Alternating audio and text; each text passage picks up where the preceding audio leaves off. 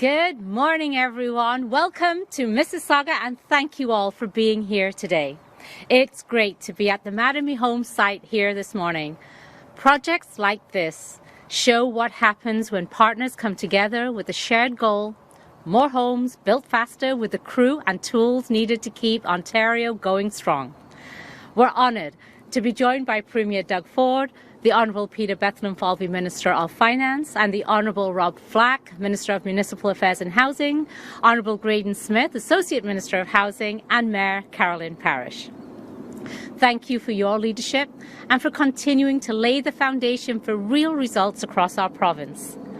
Our government is focused on the big picture of making life more affordable, building the strongest economy in the G7, and protecting Ontario for future generations. That means cutting costs for families, creating good-paying jobs, and ensuring people can find a home in the communities they love. To all our partners and stakeholders, thank you. Your work is powering this progress. And with that, it is my pleasure to welcome the Mayor of Mississauga, Carolyn Parrish. Thank you.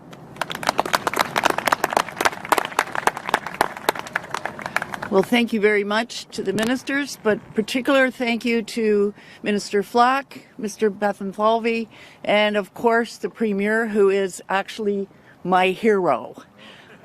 We have done everything we can possibly do as a municipal government by cutting DCs on multi-bedroom units to zero, cutting DCs on other units by 50%.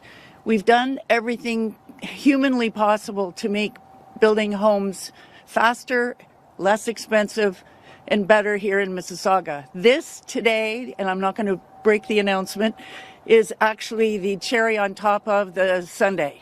It's absolutely what we needed to keep housing going. We are processing 17,000 units right now, which is remarkable. This is going to double that very shortly. So I want to thank everybody involved, and I particularly want to thank the Premier. I think he is a superstar. Thank you. Thank you, man. Thank you, man. Yeah. Okay, Flack, you try to top that one. Well, good morning, everyone. It's an absolute pleasure to be here with your local MPP and Minister Tangri and Graydon Smith, my colleague at Housing, Peter Bethlenfalvy, our Minister of Finance, who's got a kind of important day tomorrow, and obviously Premier Doug Ford. I've got to say it's great to be here with the Mayor. And full disclosure, I grew up about 10 minutes from here with this young man, George Carlson, standing right here, and I emphasize young George because we're still young. But I always say, Mayor and Nina, you're the first ladies of Mississauga, but not quite, because my mother's still alive at 90, so I call her the first lady of Streetsville and Mississauga, but it's great to be here back home, so to speak. I had the pleasure of participating in the Mayor's Housing Task Force meetings recently, and I applaud what she's doing in Mississauga. She's setting the example for what we need to do across this province. Additionally, we have a number of friends in the housing sector with us here today that I want to acknowledge, who've done great heavy lifting to help us get here today. Dave Wilkes from the Building Industry and Land Development Association, Scott Anderson from the Ontario Home Builders Association, and Christina Giannoni's here as well, who's the president of that association, Alex Earthy from the Ontario Real Estate Association, Nadia Todorova from the Residential and Civil Construction Alliance of Ontario. I don't believe Ian is here, but a bunch of folks are here from Habitat for Humanity, GTA and Mississauga and others. Tony Irwin from FERPO is here, our good friend Tony, along with key home builders in the region, including Argo, Deco, Diamond Corp, Mattamy, Remington, Treasure Hill, and Tridel. Thank you all for being here. I also see Michelle Baker, or I did see her, I know where she is now, from Ontario's big city mayors. I think we can all acknowledge that it isn't business as usual in Ontario, especially in our housing sector.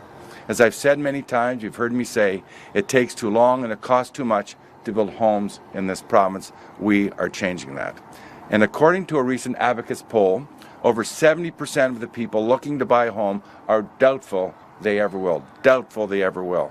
I would argue that no one in here, in this field today, would argue that they had those doubts. If you're over 50, that you had those doubts that you could ever buy a home. 70% of people today that haven't have those doubts. That's not acceptable. For a nation and province as prosperous as ours, this reality needs to change, and we're changing it here today. For many, home ownership is the quintessential definition of achievement and security. It's where you can build a nest egg outside the reach of government taxes. It's a place where you can lay down roots with your family and take pride in your community.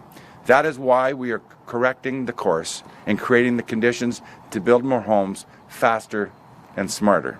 Already, we have made great progress through Protect Ontario by Building Faster and Smarter Act and the Fighting Delays Building Faster Act passed last year. These two pieces of legislation have made it clear that the code is king, eliminating the patchwork of rules and iterations across the province that stall development. We advanced as-of-right approvals to get shovels in the ground faster. We prohibited Cadillac design standards that do nothing to enhance building safety, and we made extensive reforms to development charges. Yes, to development charges. More on that to come. Development charges serve a purpose. We know that. But they have gotten out of control. In the GTA alone, they can add well over 6 figures to a single family home. This needs to change. In today's market, with today's challenges, these fees need to be reined in. And that's exactly what we're doing. We deferred DCs until occupancy to increase project viability. We ensured they reflect the true cost of infrastructure, and we removed them entirely from long-term care homes. And we were looking at ways to reduce this burden, continue to reduce this burden, while supporting our municipal partners like Mississauga with new solutions for infrastructure investment. Last year, I was proud to sign beside Minister Bethlenfalvy when we announced that we would rebate the provincial portion of HST for first-time homebuyers. And it was well appreciated, Minister. It was a great day. Today, I am proud to say that we're taking another big step forward in the right direction to help kickstart our housing sector right into action. I'll now turn the program over to Minister Bethlenfalvy for some news.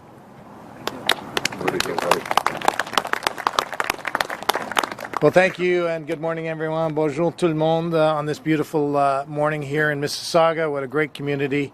It's great to be here with my colleagues, Minister Flack, Associate Minister Tangri, and Associate Minister Smith, and Mayor again. I echo, boy, superstar.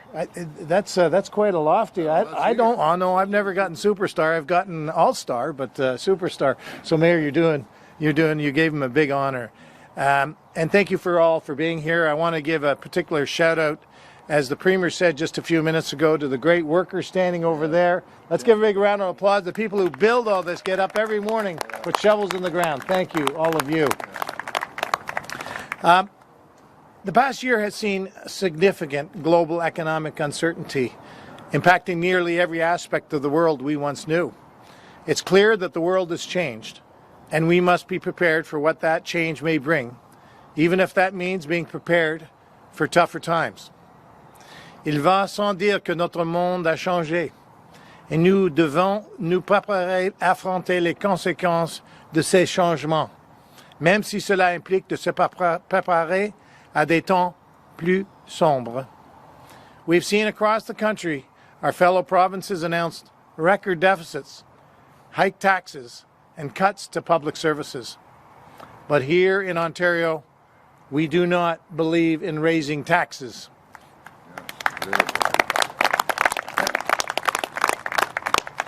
We know families in Ontario are feeling uncertain and have seen higher prices on everyday items as a result of ongoing global economic turmoil.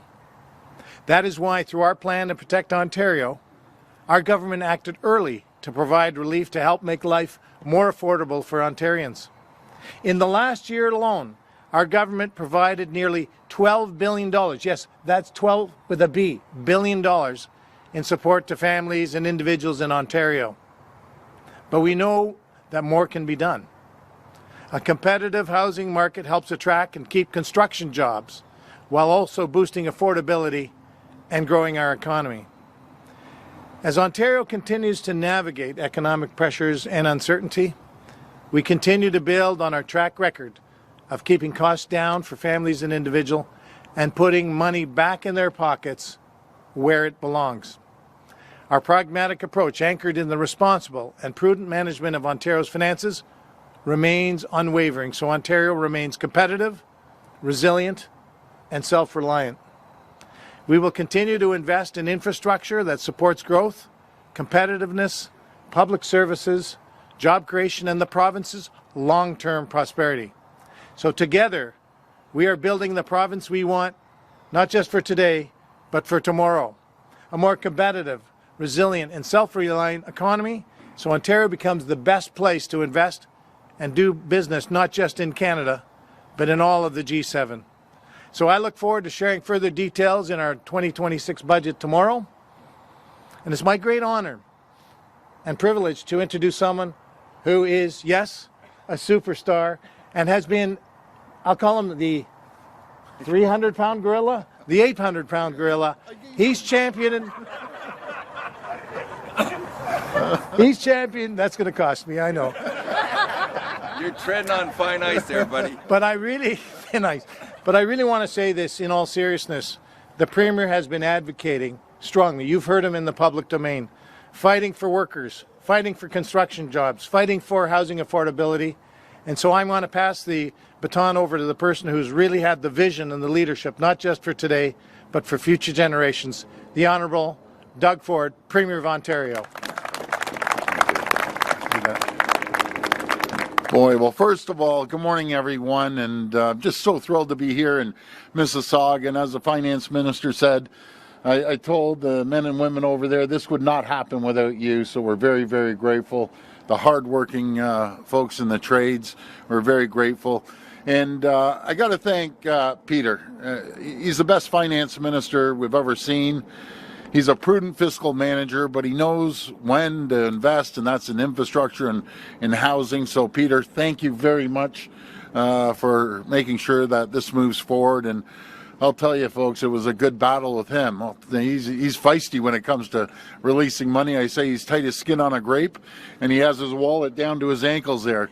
But thank God we have a finance minister like Peter. He's going to deliver a historic budget tomorrow, and I just can't wait for you to get up there in the House and just tell the great people of Ontario what we're doing for each and every one of them, how we're stirring up the economy, and as well as our Minister of Municipal Affairs and Housing, Rob Flack. I always say he's one of the brightest business minds down there. I call him Flacky, and he's a Streetsville boy, so it must be nice to come back into your area, Flacky, and see this happening. You know, he's been a champion for housing. We have a lot more work to do, working to lower the cost of homes, reduce taxes and fees, and keep the dream of home ownership alive. I also want to acknowledge two other hardworking members of our cabinet, Minister Tangri, a Mississauga gal, as I can say.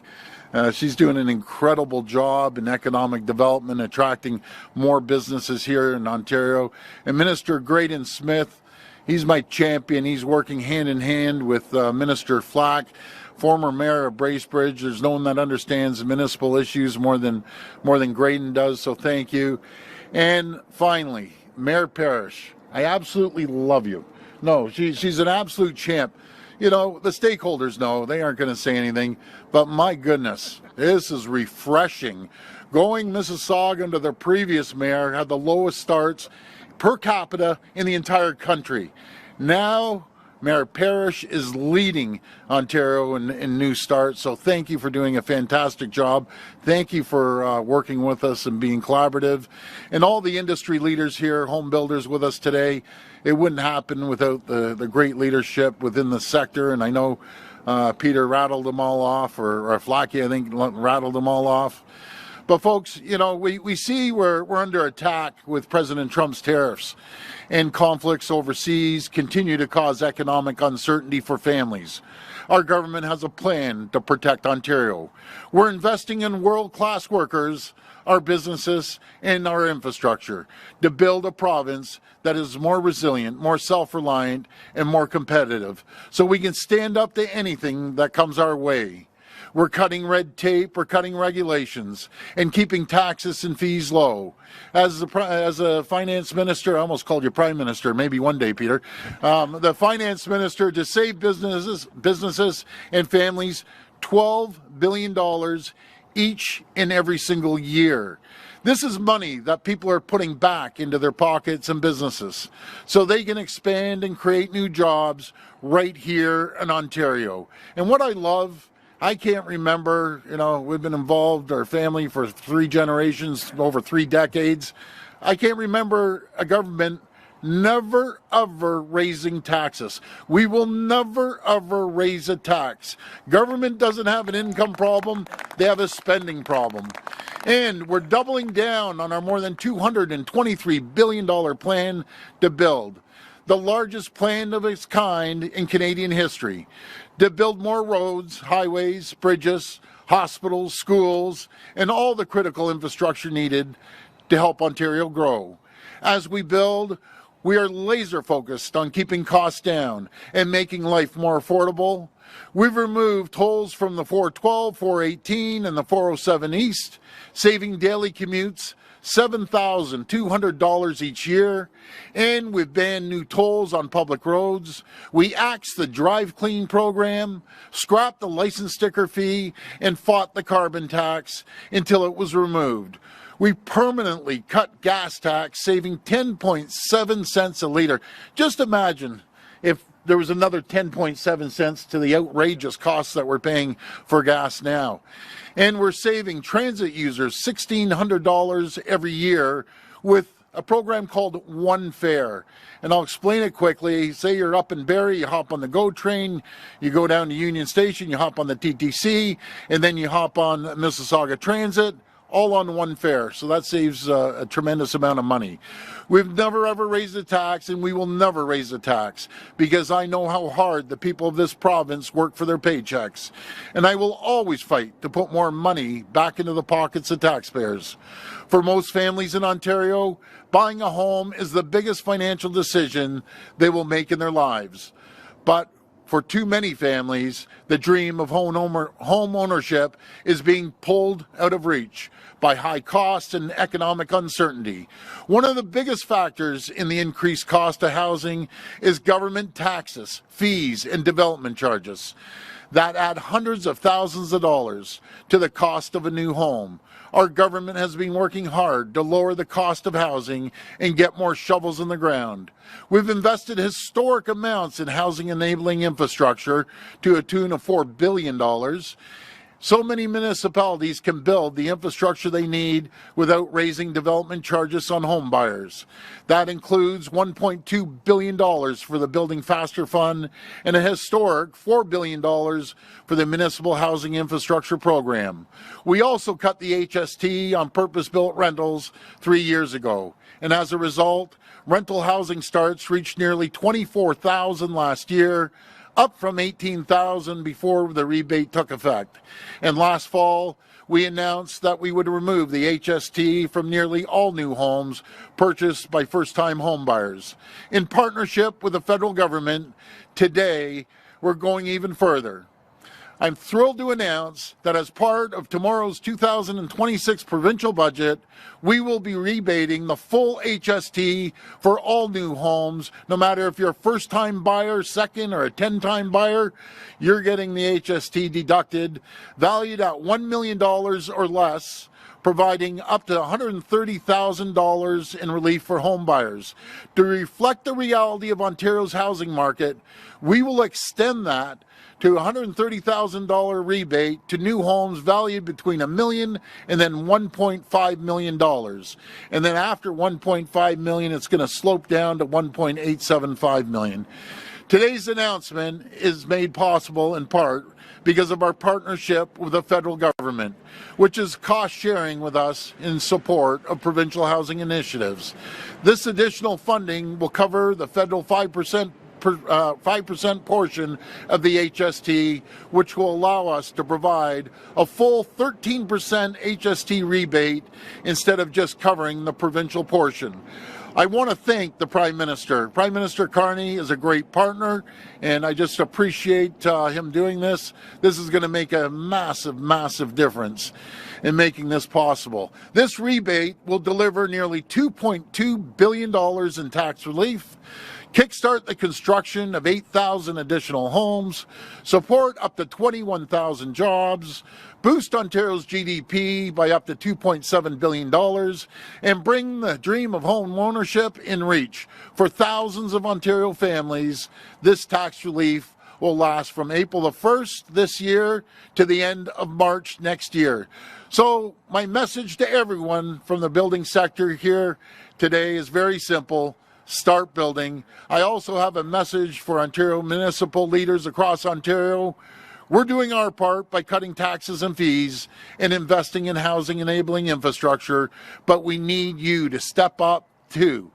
Some mayors, like Mayor Parrish, which is my champion, Mayor Brown, Mayor Del Duca, Mayor Nuttall, and Mayor Dilkins, they've been true leaders in removing or reducing development charges, but we need more mayors to follow her lead and cut these costly fees that add hundreds of thousands of dollars to the cost of new homes so we can get building and help more families find a home that meets their needs and their budgets. Our government will continue to deliver on our plan to protect Ontario by speeding up construction and lowering the cost of building across the province, and we'll continue to do it without raising a tax on the hardworking people of this province. A message to the great people of this province: if you're in the position to buy a new home, no matter if it's a condo or a townhome or a detached home, please get everything together. You have 1 year to see this $130,000 reduction in cost. Please go out there, talk to your bankers, and start buying the homes. Thank you, everyone, and may God bless the people of Ontario. Thank you. We will now take questions from the media. Media can come to the microphone and state their name and outlet. Just a reminder, the format is one question and one follow-up. First question. Hi there, Lorenda Reddicope with CBC News. Hi, Lorenda. Hi. It says in the tech documents that we received that this could stimulate up to 8,000 homes being built. This is just over a year. Where does that number come from? And what will be a marker of success? Well, it really comes from the sector. They're the experts. We aren't. We take our lead from the sector. But honestly, I think we're being a little conservative there. People are hungry, and this is like a big, you go by these big retail stores, big sale sign, 13% off. So if I were people out there, I'd be buying these new homes and do it right away. You have a year to do it. We're at a Mattamy Homes site. I was sent something from Mattamy Homes in Alberta, and they are offering, for a limited time, Calgary and Airdrie. They'll cover your first 12 mortgage payments. So is there more that developers should be doing here in Ontario? Are you pushing for that? Well, I don't speak for the developers. It's an open market, so they're going to decide how to attract more people to buy their homes. That's going to be strictly up to them. Hi, Premier. Steve Cornwell here from the Trillium. Hey, Steve. It looks from the materials that we've seen that this rebate won't be means tested. The language is kind of for everyone here. So if the rebate coming back is not going to be based on household income, can you kind of take me through why kind of everyone, regardless of income, that will be buying a home would be getting up to $130,000? Well, this all starts on making sure that we kickstart the construction sector. I've never seen it this slow ever. I don't think the sector's ever seen it this slow. So we got to protect our hardworking construction workers, that they can bring a paycheck home. And it's also for people that want to buy a home. It doesn't matter if it's their first or second, they want to upgrade. That's how we do it. And just a question on one of your favorite topics, the FOI changes. There is from our understanding, there is a mandatory review of Ontario's lobbying law that's around 5 years overdue. Your government promised to start this years ago to add a higher degree of accountability, quote, and will your government start this review of Ontario's lobbying law soon? And will you update the law to require lobbyists to publicly disclose which government officials they're meeting with, like it is done federally? Well, I'd have to look into that and get back to you. Thank you. Hey, good morning, Premier Colin DeMello from Global News. I'm wondering if you can take us inside the negotiations that you guys were having with the federal government. It seems like it was a months-long negotiation to get them to this point on joining you guys with the HST. What was their reluctance, and what did you do to finally convince them to hop on board? Well, it wasn't a reluctance. They're always for building homes. I have a great deal of respect for the Prime Minister. We chatted yesterday, and that's what happens when you build relationships. We work collaboratively with the federal government, provincial and municipal partners in the sector, in the construction trades. That's what happens. It's all about working together, and I appreciate his cooperation. We have many more real positive announcements coming with us and the federal government. So they're great partners, and the Prime Minister is doing the right thing. He's a good man. He's a smart businessman. He's out building relationships around the world. He's back, and he's going to be kicking some butt there. Right, but they only said yes yesterday afternoon on the eve of an announcement that you were going to make, right? So, I mean, from the outside looking in, it looks like they were dragging their heels into the last minute. Did you have to say something to No, I'm not going to get into our personal details, but they didn't just say yes yesterday, per se. This conversation was going way back for months, and I'll leave it at that. I don't like divulging our personal conversations, but I can tell you, when the Prime Minister promised something, he delivered. And I wanted to ask you about polling. I know you say polls are for dogs, but then you also talk about polls quite often when they benefit you. A new Abacus... I don't care. A new Abacus poll, Premier, shows that a majority of respondents, 60%, oppose your planned changes to the FOI laws. 75% are against the government making the changes retroactive. And 63% want progressive Conservative MPPs to vote against your own government's law that will be introduced tomorrow on the FOI changes. What do you think about that poll? And don't you think that that's overwhelmingly...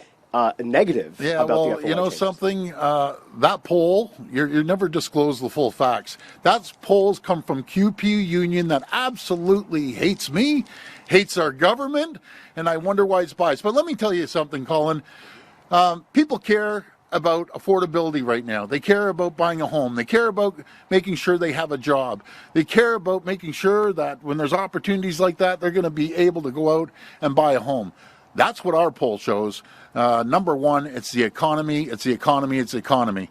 And as Carville said back to George H. Bush, it's the economy, stupid. So I'll never call you stupid because you're a smart guy. You know exactly what you're doing. But it's all about the economy. Hey, Premier Ford, I'm always nice to you, Colin. What are you talking about? I call the guy on his birthday. I do everything. Go ahead. Premier Ford, Ahmed El-Bayoumi with Poly Corner. I just want to add to Colin's question first. The poll found that a majority believe that the changes are primarily intended to reduce government accountability. Premier, can you explain to Ontarians why they feel that you are trying to reduce government accountability? Well, let's be very clear. It's 95%. I'm going to repeat that number until you guys can repeat it on the news. 95% anything will be disclosed, FOIs. We are following in the steps of every single province in the federal government. So I find it amazing that every other province is doing what we're planning to do and has done it for years in the federal government. So maybe you should talk to those folks, find out we're just following lockstep with the rest of the province. The only mistake we did is we should have done this years ago with all the other provinces in the federal government. So we aren't pulling a rabbit out of our hat. Everything's transparent. Judge us on the decisions we make, and that's very transparent. But again, I know you people that are focused on this are two groups, the opposition and the media. I can tell you ask the average person, they want a job, they want affordability, they want lower gas, lower taxes, and they want to be able to buy a home. That's what people care about. Next question. I'd note that according to the IPC, only 4% of FOIs come from the media. However, Premier, I do want to ask you on an unrelated... Can I jump in there for a second? Folks, listen to this stat.